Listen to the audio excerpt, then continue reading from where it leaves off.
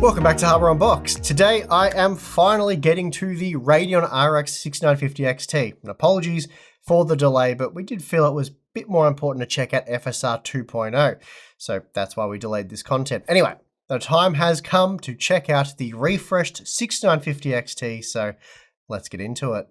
Like the 6650 XT and 6750 XT, the 6950 XT is based on the same die as the original model, so in this case the Navi 21 based 6900 XT. The core count is exactly the same, the only changes affect core clock frequency, which has been boosted by 3%, and then the memory bandwidth has also been increased, this time by 13%, thanks to the use of 18 gigabits per second GDDR6 memory. So based on that, we're expecting the typical performance gains over the 6900 XT to be in the vicinity of 5 to 10%. Not exactly exciting, but it should help AMD in their flagship Halo product type battle with Nvidia. As many of you know, I don't really care much for these Halo products. They're a bit silly in my opinion, or in the case of the RTX 3090 Ti, they're very silly given the price tag. So the fact that AMD has increased the MSRP from $1,000 to $1,100 doesn't really bother me. I was much more concerned with the price increases for the 6650 XT and 6750 XT, for example. Having said all of that, in the current market, the 6900 XT is not nearly as silly as it would have been had MSRPs actually been a thing. As it stands, the 6900 XT and 6800 XT are almost within the same price range, and although the new 6950 XT is likely going to be worse value, it's not going to be that much worse and should be worlds better than Nvidia's high-end options. So when it comes to Halo type products, the 6950 XT might actually end up being okay given the current market conditions, which is a bit of an odd thing, but that could very well end up being the case. Now, for testing, all AMD and Nvidia GPUs have been tested at the official clock specification, so no factory overclocking here, and all data in this video is fresh and was gathered in the past week or so using the Ryzen 7 5800X 3D with 32GB of dual-rank, dual-channel DDR4 3200CL14 memory on the Asus ROG Crosshair 8 Extreme motherboard using the latest BIOS supporting a GISA 1207 microcode. In total, I've tested 11 games at 1080p, 1440p, and 4K, though due to the somewhat boring nature of the data, I'm only going to look at the data for 5 games individually before getting into the 11-game average results, and of course, our cost per frame analysis. All graphs, though, will be made available to Floatplane and Patreon members. Okay, let's get into the data. Starting with Rainbow Six extraction, we find the 6950 XT chart topping at 1080p, with 309 FPS, and that's a 10% increase over the 6900 XT, which is about what we're expecting to see. That allowed it to just nudge ahead of the much more expensive RTX 3090 Ti at this lower resolution, and it's an 11% boost over the RTX 3080 Ti, a GeForce GPU that's still more expensive than the 6950 XT. Jumping up to 1440p does quickly change the standings, and now the 6950 XT is seen matching the original RTX 3090 with 206 FPS on average, an 11% boost over the original 6900 XT. It was also just 4% faster than the RTX 3080 Ti, but 7% slower than the RTX 3090 Ti, though from a value standpoint that's not a bad result for AMD given the 6950 XT is cheaper than both GeForce GPUs. Then at 4K, the Ampere architecture takes over, and now even the original 10GB version of the RTX 3080 is faster than the new 6950 XT in this title, and that's despite the refresh being 11% faster than the original 6900 XT. Still, this is again a good result for AMD in terms of value. The RTX 3080 Ti, for example, might be 11% faster, but it also costs 16% more, while the RTX 3090 Ti costs 82% more, for a 28% increase at 4K in this title. Next we have Watch Dogs Legion, and again, the 6950 XT is clearly a chart topper at 1080p, averaging 168 FPS, though that did make it just 6% faster than the 6900 XT, and a mere 6% faster than what should be the much cheaper 6800 XT, though in reality it isn't. Even at 1440p, the Radeon GPUs maintain a decent performance advantage over their GeForce competitors, and here the 6950 XT was just 12% faster than the RTX 3090 Ti, 21% faster than the RTX 3090, and 23% faster than the RTX 3080 Ti. So those are some impressive margins, though it was just 5% faster than the original 6900 XT. Then at 4K, the Ampere-based GPUs do come back quite hard, but still the 6950 XT was able to maintain the top spot, edging out the RTX 3090 Ti by just a few frames. Here we're looking at an 11% performance boost over the 6900 XT, so not a bad result, and pretty well in line with the price hike. Moving on to Shadow of the Tomb Raider, the 6950 XT is again able to command top spot at 1080p, delivering 201 FPS on average, which is an 8% increase over the 6900 XT. It's also a 5% boost over the RTX 3090 Ti, 12% over the RTX 3090, and 13% over the RTX 3080 Ti. The margins remain much the same at 1440p. Here the 6950 XT edged out the RTX 3090 Ti by a 3% margin, and boosted performance over the 6900 XT by 11%, so a strong result here for AMD. Of course, as usual, it's the 4K resolution that proves to be a real challenge for RDNA 2 in its battle with Ampere, and now it's the RTX 3090 Ti that leads the 6950 XT by an 8% margin. And this time we are looking at a 12% performance boost for the 6950 XT over the 6900 XT, and that was enough to put it just ahead of the RTX 3090 and 3080 Ti. Now the second and last game we're going to look at is the Outer Worlds, and here the Radeon GPUs don't fare quite as well as evidenced by these 1080p results. The 6950 XT was only slightly slower than the RTX 3090 Ti, but this is the first example we have where it wasn't faster at 1080p. Still, we're looking at very similar performance between the RTX 3080 Ti, 6900 XT, RTX 3090, 6950 XT, and RTX 3090 Ti. Now, increasing the resolution to 1440p does reduce just how CPU bound the Outer Worlds testing is, and now we're seeing an 8% performance increase from the 6900 XT to the 6950 XT. The RTX 3090 Ti is now also 10% faster than the 6950 XT, though it does cost over 80% more, so hard to say how much of a win that is for Nvidia. Finally, at 4K, the 6950 XT is now able to match the RTX 3080 10GB despite offering a 12% boost over the 6900 XT. We're also looking at a situation where the RTX 3090 Ti is now 22% faster than the 6950 XT. Finally, we're going to wrap up the individual game data with a look at F1 2021, and of course we'll start with the 1080p data. Again, we find another example where the 6950 XT is unable to beat the RTX 3090 series at 1080p, this time trailing the 3090 Ti by an 8% margin, though it was a little faster than the 3080 Ti, which is technically a good result given it is cheaper. Increasing the resolution to 1440p sees the RTX 3080 Ti close in on the 6950 XT, though the margin to the RTX 3090 remains much the same, while the 3090 Ti was 8% faster. We're also looking at a 12% increase for the 6950 XT over the 6900 XT, so about as good as you could hope for. Finally, at 4K, the 6950 XT falls a little further behind the RTX 3080 Ti and trails the RTX 3090 Ti by a 16% margin, and that's despite boosting performance over the original 6900 XT by 13%.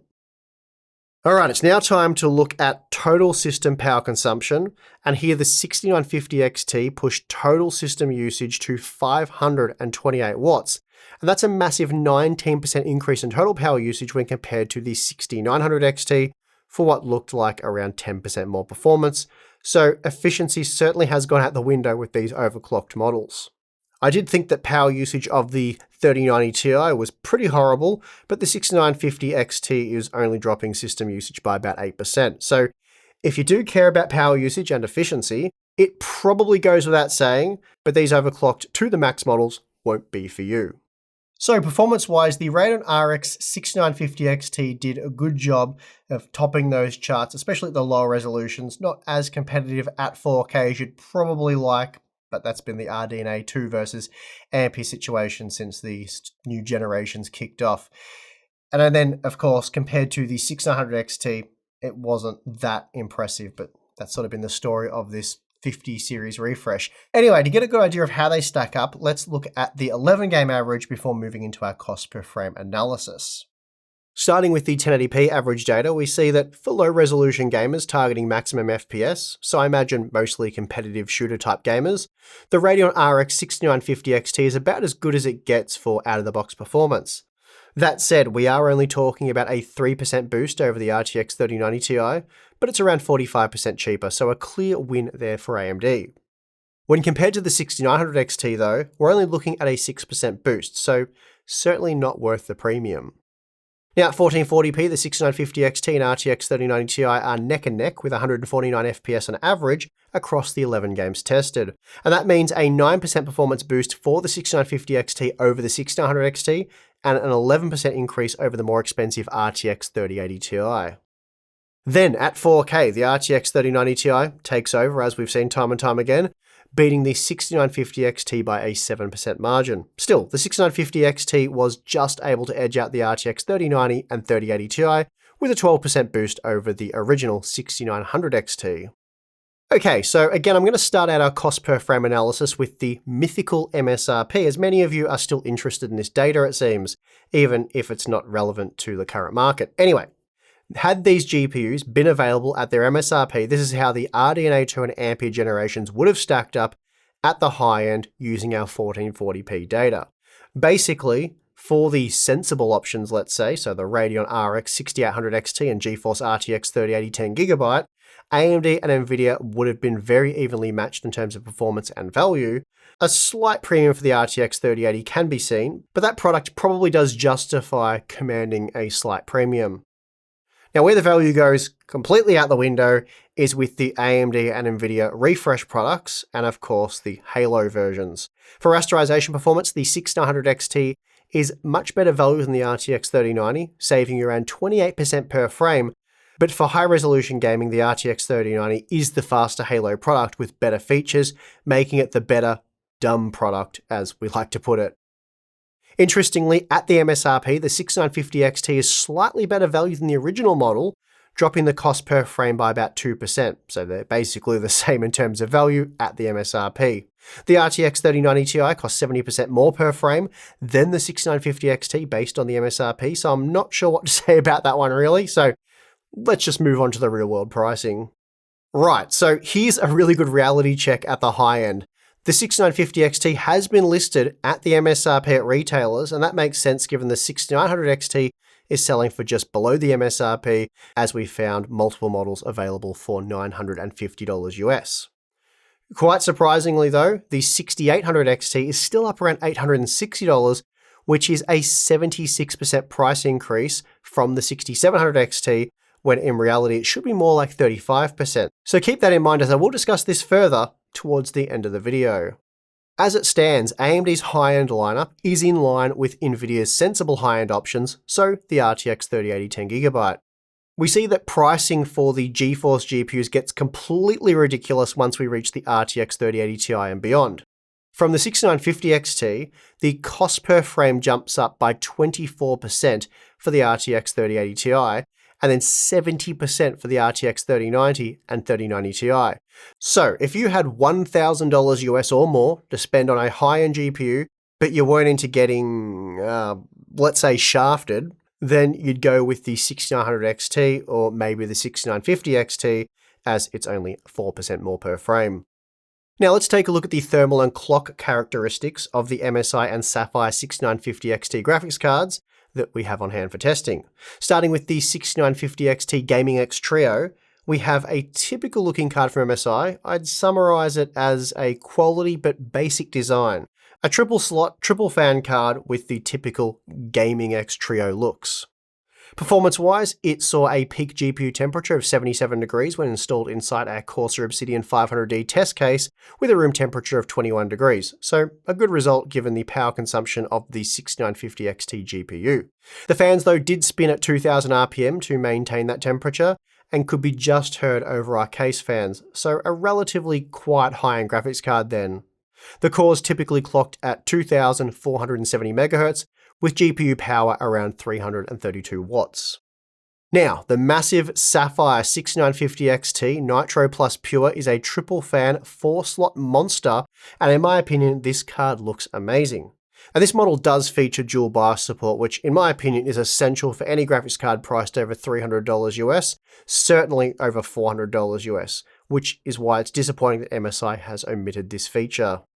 Thankfully, the Nitro Plus Pure doesn't though, and out of the box using the primary mode, this is how the card behaves. The GPU peaked at 76 degrees with a fan speed of just 1200 RPM, making it noticeably quieter than the MSI model. That said, it did clock slightly lower at 2350 MHz, so a 5% reduction there, but this is the primary or standard operating BIOS. So switching to the OC BIOS actually saw the peak GPU temperature decline ever so slightly, as the fan speed increased to 1400 RPM, but even here the Nitro Plus Pure couldn't be heard over our case fans.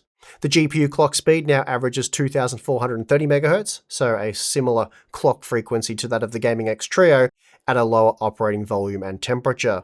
So a great result for this Sapphire graphics card, and I've got to say I love the Nitro Plus Pure, and this thing will be moving into my editing PC. So, despite the Gaming X Trio branding, this MSI model is quite basic and omits crucial features such as dual BIOS support, for example. So that was disappointing to see. The Sapphire 6950 XT Nitro Plus Pure is a much more impressive looking graphics card in my opinion, that's also significantly larger, taking up 4 slots. It's really just a beast of a thing. It also costs $200 more at $1,300 US, but if you're interested in a 6950 XT, then I feel these higher end models make a bit more sense, as it's sort of a go big or go home type situation with these Halo products. Anyway, both are excellent graphics cards that represent the 6950 XT well, but damn does the Nitro Plus Pure look good in my editing PC. Alright, so let's start to wrap things up with the positive stuff. We'll start on a positive note, and that being that the MSI and Sapphire 6950 XT graphics cards are excellent. The MSI Gaming X Trio, it is more of a basic graphics card, let's say, despite the fact that it is relatively large, triple slot, triple fan design, and under full load it did keep the GPU temperatures below 80 degrees with a reasonable fan speed of around 2000 RPM, and that did make it relatively cool and quiet, and of course it is available at the MSRP. Now let's focus specifically on the Radeon RX 6950 XT. There are a few ways to view this release. As a chart topper, it does well against the RTX 3090 Ti at a dramatically lower price point, so in that sense it does a great job and is an excellent competitor. It's also not bad in terms of value next to the original 6900 XT, and with value less of a concern, let's say, for a flagship product, I don't have too much of an issue with it. And it's really a bit difficult to go hard on AMD for raising prices given how much cheaper Radeon GPUs are than their GeForce competitors. Of course, AMD would love you to pay more, but they simply don't have the mindshare and brand reputation to get away with the same absurd prices that Nvidia can. So they're not intentionally doing gamers a favor, it just works out kind of nice for consumers that don't have eyes just for the green team. But where this sort of thing annoys me, and I can see through the corporate greed, unlike certain fans of certain brands, is the market manipulation.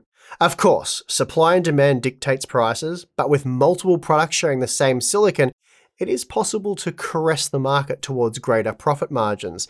And this is something we've gone after Nvidia for several times this generation alone, so it would be unfair not to call AMD out for doing the same.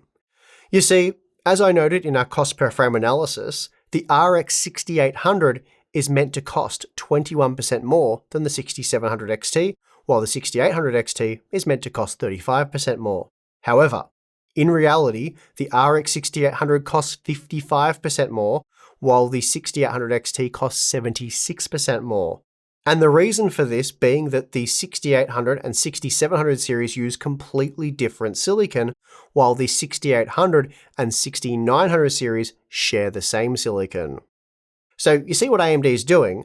Rather than sell you their 520mm squared Navi 21 silicon for around $590, which is where the RX 6800 should be, they're limiting supply of the 6800 series, which increases the price, pushing the 6800 up to $760, and in turn, this makes their 6900 series appear much more reasonable, offering a similar cost per frame at over $900. But why stop there? They can, and well, they have, gone a step further with the 6950 XT to make an additional $100 US per unit sold.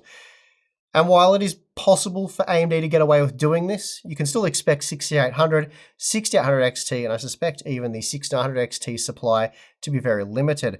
So I'm certainly not a fan of this somewhat artificial inflation of GPU pricing, But while gamers continue to purchase products like the RTX 3090 and RX 6900 series, AMD and Nvidia will continue to divert as much supply as possible to those premium models. Anyway, that is going to do it for this video. Hope you enjoyed this look at the 6950 XT, and if you agree with, well, our take on these cards, then let us know in the comment section below. If you think the 6950 XT is a good thing, let me know why you think that in the comment section below. I'll be interested to read your thoughts as always. But yeah, that is going to do it for this one. If you'd like to support the channel directly, we have Floatplane Patreon. You'll get access to our exclusive Discord server, monthly live stream that'll be coming up shortly. Q&As, behind the scenes content, a lot of cool stuff there. So if you're interested, check it out. But if not, perfectly fine. And I would like to just thank you for watching this video. I'm your host, Steve, and I'll see you again next time.